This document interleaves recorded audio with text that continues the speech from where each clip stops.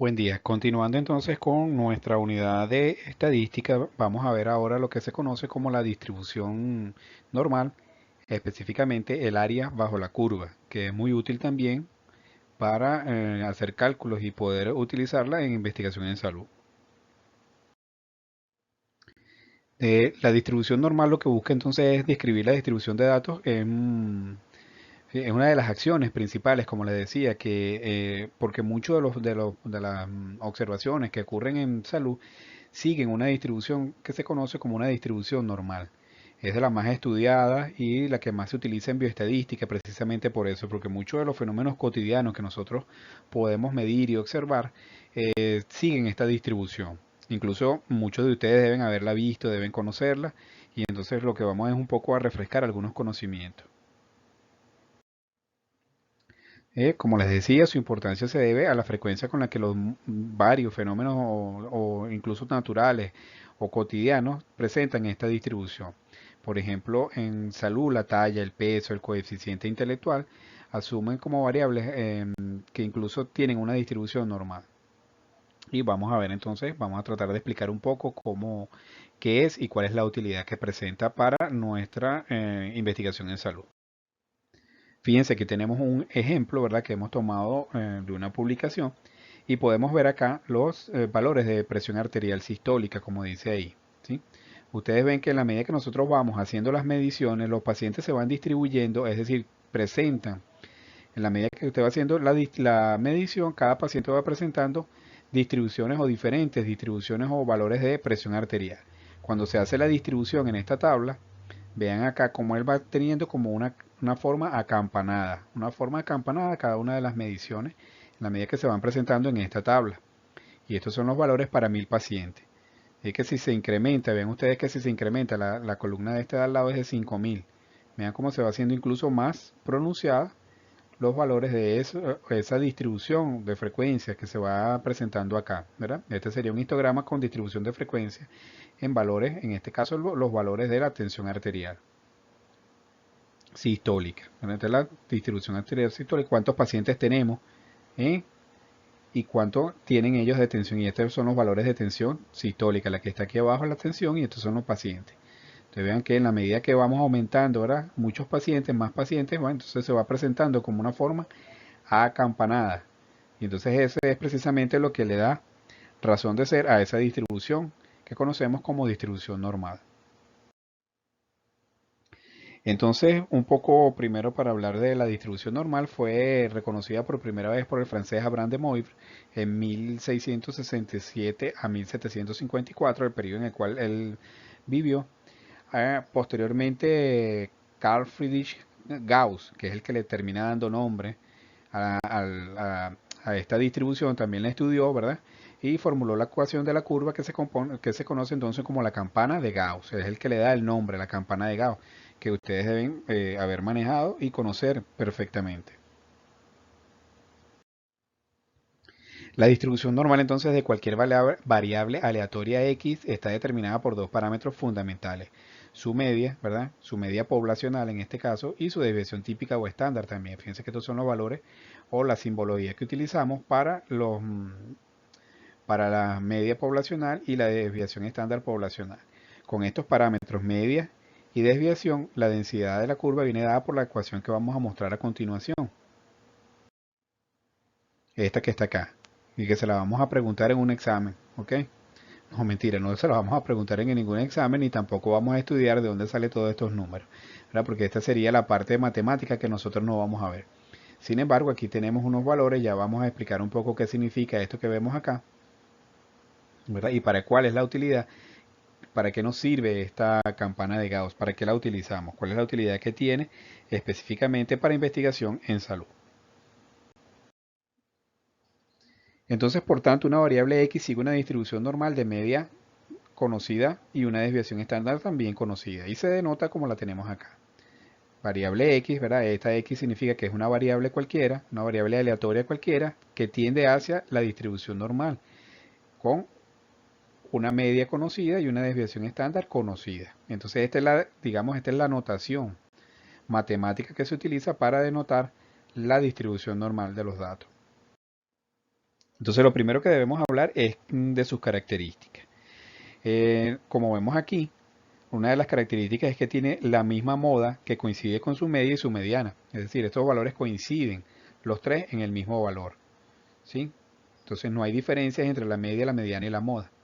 Presentan un mismo valor, entonces eso es simétrico, es decir, son simétricas respecto a su promedio, mediana y moda. ¿Eso qué significa que sean simétricas? Que esta parte es igual a esta parte de acá. ¿Sí? Otro de las características es que es asintótica hacia los ejes de las axisas o hacia el eje de las axisas. Es decir, lo que significa asintótica es que esta parte de la curva que viene así, donde ella casi toca el plano, donde casi toca el eje de las axisas, no lo toca. Entonces se hace asintótica, es decir, se hace perpendicular en el tiempo y por eso entonces hay una asíntota negativa y una asíntota positiva. Recuerden que este eje es un eje de coordenadas, hacia el lado de acá estaría lo negativo y hacia acá está el infinito positivo. Entonces es asintótica hacia ambos lados de las axisas. Nunca toca el eje, nunca llega a tocar el eje. Y se dice entonces que el área bajo la curva de esa curva que es asintótica, de esa campana de Gauss, es igual a 1. Como decíamos anteriormente, es simétrica respecto a su media. ¿Verdad? Si este es el valor de la media, significa que esta parte de acá es exactamente igual a esta parte de acá. Y si el valor de la media, si acabamos de decir que el área que está aquí abajo es igual a 1, entonces aquí hay 0,5 y aquí hay 0,5. Si lo multiplicamos por 100, entonces es 50% y 50%. Es decir, hay 50% de probabilidades de que los valores estén por debajo de la media o 50% de probabilidades que los valores se encuentren por encima de la media, en este caso, porque la distribución es normal. La distancia entre el punto medio y el punto de inflexión de la curva es lo que le da la forma a la curva, ¿verdad? Es eso que veíamos en la gráfica anterior, en el tema anterior, que nosotros decíamos, ¿verdad? Entonces es lecticúrtica, mesocúrtica o placicúrtica. O platicúrtica, perdón. La distancia entre esa línea de trazada de la media y el punto de inflexión de la curva es igual a una desviación típica. Cuanto mayor sea la desviación típica, más grande es la desviación. Fíjense aquí, cuando ella empieza así, aquí, ¿verdad? Es aquí cuando esto es lo que le va dando el eje. Cuando, fíjense que en cada una, ¿sí? La distancia que hay desde el punto medio, en este caso que es el promedio, y el eje de inflexión. Esa distancia que hay aquí es lo que es la desviación estándar en cada una. Entonces, bueno, si es más alta, pues entonces nos da una curva. Si es más baja, nos da un tipo de curva. Y si es media, pues nos da otro tipo de curva. Que entonces es platicúrtica, mesocúrtica y lepticúrtica. Entonces, lepticúrtica, los valores están muy centrados alrededor o muy cercanos alrededor del promedio o la media. Si es mesocúrtica, tienen una desviación media con relación a ese valor. Y si es platicúrtica, es que están muy alejados, muy dispersos esos datos. Vean, aquí se ve mucho mejor, ¿sí? Entonces tenemos aquí la distancia con relación aquí es donde empieza a ser el primer punto de inflexión. Aquí es donde cambia la curva. Cuando cambia aquí, esta distancia que hay aquí, ¿verdad? Es una desviación media hacia abajo y una desviación media hacia arriba. Esto es una desviación. Mientras más amplia sea, pues por supuesto la curva tendrá una figura diferente. Entonces será platicúrtica, mesocúrtica o lecticúrtica como ya lo hemos visto. Aquí lo tienen nuevamente separado, que es lo que venimos diciendo. Entonces la distancia que hay entre el punto de inflexión, donde ya empieza a cambiar su estructura, y la media.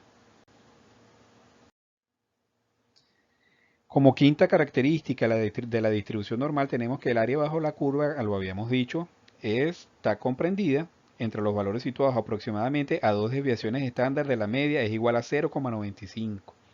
Es decir, dos desviaciones, ¿verdad?, promedio menos una desviación estándar o promedio más una desviación estándar por 2, ahí se encuentra el 95% de los datos. Fíjense, nosotros vimos en la anterior, decíamos, una desviación estándar del promedio nos da 34% de un lado y 34% del otro. Dos desviaciones estándar ocupan el 95% de los valores. ¿Sí? Entonces, esa es la utilidad que nosotros le damos a la distribución normal. Ahorita vamos a explicarlo más adelante. Entonces fíjense que la forma de la campana de Gauss depende de los parámetros de promedio y desviación estándar. Entonces la medida indica la posición de la campana, de modo que para diferentes valores de promedio, la gráfica es desplazada a lo largo del eje horizontal. Ve como lo vemos aquí, es decir, podemos tener muchas campanas, porque el que nos va a determinar dónde va ubicada la campana es el valor del promedio. Fíjense que en este caso tenemos una diferentes promedios, pero su figura es exactamente igual. Si esta fuera una distribución de frecuencias de diferentes parámetros, por ejemplo. Por otra parte, la desviación de estándar va a determinar el grado de apuntamiento de la curva, es decir, cuán pronunciada puede ser esa curva. Por tanto, mientras mayor sea ese valor, más dispersos se encuentran los datos en torno a la media y la curva será más plana. Será más mesocúrtica, lo que hemos dicho. Entonces, un pequeño valor de este parámetro indica, por tanto, una gran probabilidad de obtener datos cercanos al promedio de la distribución. Entonces, aquí, si nosotros trazamos este valor, aquí trazamos una línea imaginaria, vamos a ver que los datos están muy cerca, muy cerca entre sí. Lo cual quiere decir que hay mucha probabilidad de hallar un valor cercano al promedio.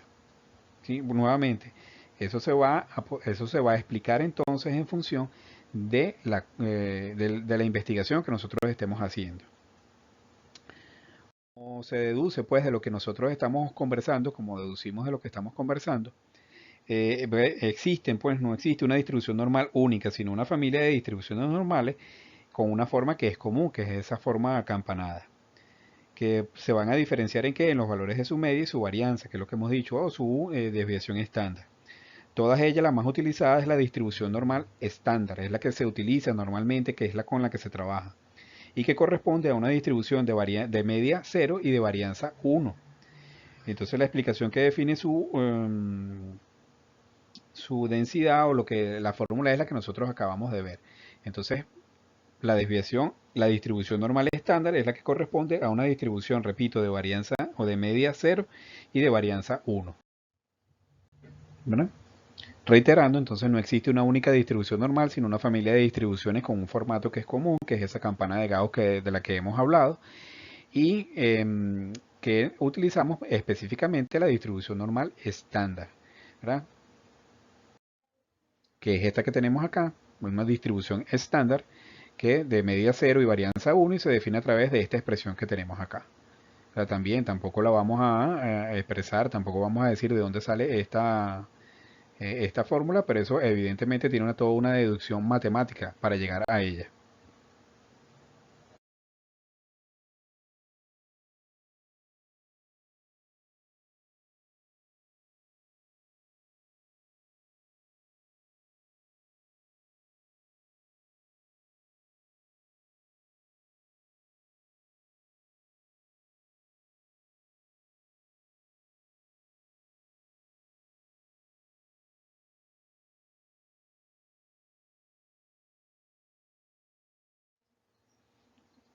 Ya vamos a ver para qué utilizamos esta.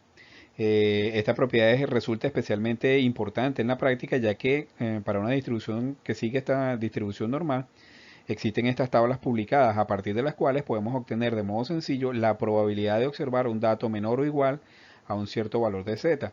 Es decir, y que permite resolver preguntas de probabilidad acerca del comportamiento de algunas variables de las que se sabe o las que asumimos que siguen una distribución aproximadamente normal. Por eso entonces presentamos acá la tabla, no se asusten, le vamos a indicar un poco cómo se obtiene este valor.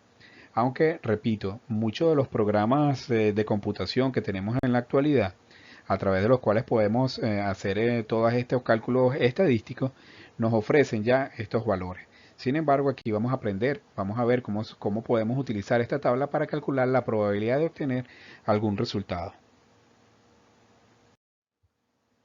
Consideremos este ejemplo, ¿no? Sabemos que el peso de los sujetos de una determinada población sigue una distribución aproximadamente normal, con una media de 80 kilogramos y una desviación estándar de 10 kilogramos. La pregunta es si pudiéramos saber cuál es la probabilidad de que una persona elegida al azar tenga un peso superior a 100 kilogramos, ¿no? Entonces para ello tenemos que aplicar esta fórmula que está acá. Entonces X, ¿verdad? Representa la variable, en este caso sería el peso de los individuos de esta población y sigue una distribución normal que sería ¿cuál? ¿Cuál es la distribución normal que sigue ella? De 80, ¿verdad? Que es el promedio, y 10, que es la varianza. Nos están pidiendo entonces la probabilidad de que el Z sea mayor a 100, es decir, la probabilidad de que un individuo escogido al azar sea mayor a 100 o tenga un peso mayor a 100. Entonces esa probabilidad, lo que hacemos es sustituir, ¿verdad?, la fórmula de Z en esta que está acá. Y obtenemos entonces 100 menos 2 entre 10 nos da que es igual, la probabilidad es igual a mayor a 2. P mayor a 2, ¿verdad?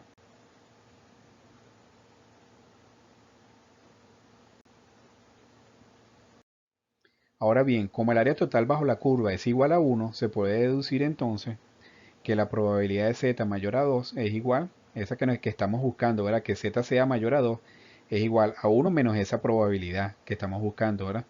Si tiene que ser mayor a 2, entonces la probabilidad por el contrario puede ser menor o igual a 2, porque la que nosotros estamos buscando es que sea mayor a 2.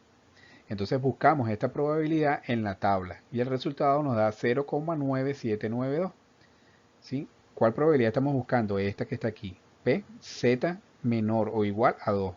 Porque la que nosotros calculamos a través de la fórmula anterior es que la Z sea mayor a 2. Es decir, una persona que tenga un peso mayor a 100 kilogramos en esa distribución normal que presentamos ahí.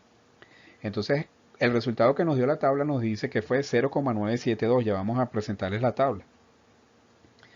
Entonces, para hallar la probabilidad que nos están pidiendo, es decir, de obtener un valor, una persona elegida al azar mayor a 100 kilogramos, que pese más de 100 kilogramos en esa distribución que está ahí, es igual a 1 menos 0,972, es decir, la probabilidad es de 0,0228. Al multiplicar por 100 nos da entonces que la probabilidad de hallar una persona al azar con un peso mayor a 100 kilogramos en esa distribución es apenas del 2,28%. Vean ustedes acá, fíjense lo que dice aquí, es la segunda cifra decimal del valor de z, ¿verdad? Ese valor de z nos dio 2, exactamente 2.0. ¿Cuál es el segundo decimal? 0. Entonces por eso el valor era 2, que es el primer decimal, y el segundo decimal era 0. Si nos hubiese dado 2,01 sería la de al lado, si nos hubiese dado 2,02 sería esta de aquí, porque este es el valor de el segunda cifra decimal. Pero como el valor era 2, exactamente 2, el segunda cifra decimal es 0. Por eso entonces escogimos 9, o 0,9772.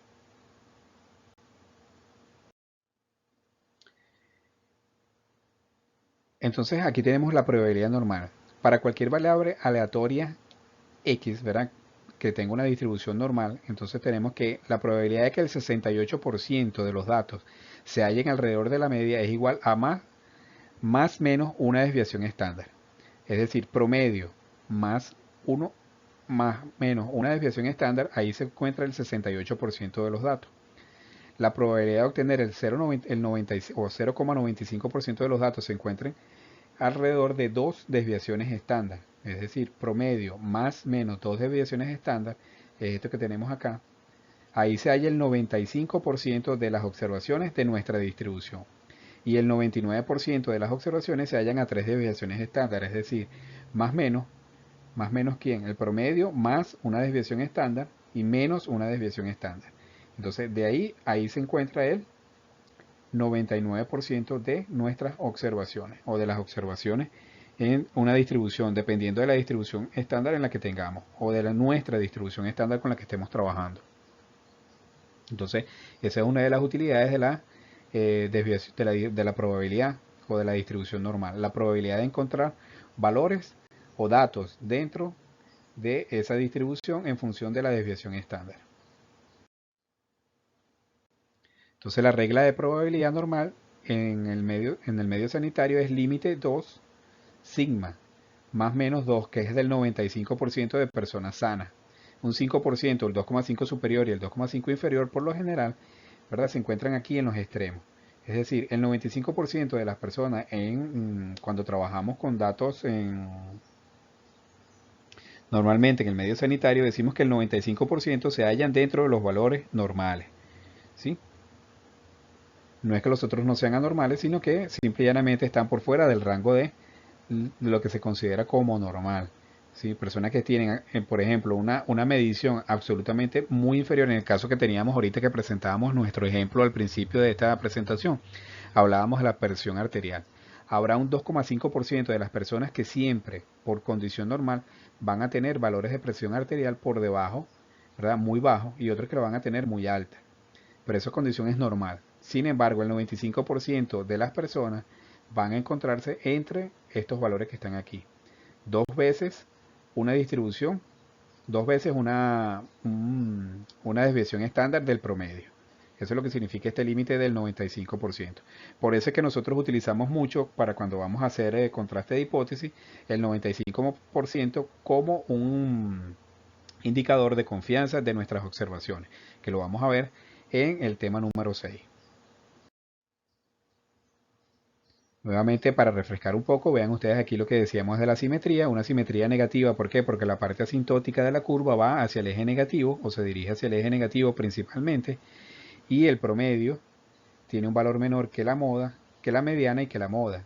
Mientras que en la simetría positiva el eje asintótico de la curva se dirige o se desplaza más hacia la parte positiva, y eso es porque la moda tiene un valor menor que la media y esta a su vez un valor menor que el promedio de los datos.